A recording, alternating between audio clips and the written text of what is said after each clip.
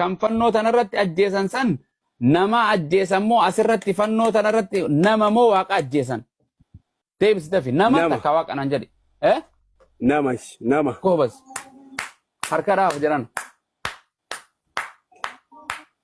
Hacabcu. Harka dhaaf atillee deeme rukkute atillee harka rukkutadhu dhugaa rabbii naa deebiste. Qoy. Achi hin ga'iniiti waasi gaafadha. Naa deebiste qoy kaduru hin xumurree bar hin xumurraa qoy.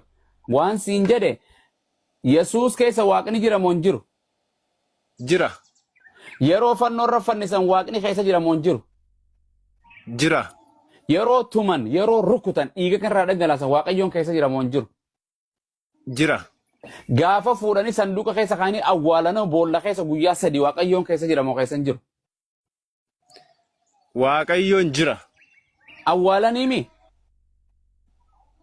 Foon namaadha kan isaan awwaalan malee waaqummaan hin jiru. Foon awwaalame san keessa waaqni jira moo hin jiru? Humni waaqayyoo jira. Awwaalanii miti waaqayyoo waliin. Biyyeen itti haa salphattu. Amma waa jalqaba sheeki. Aamin jedhi dura.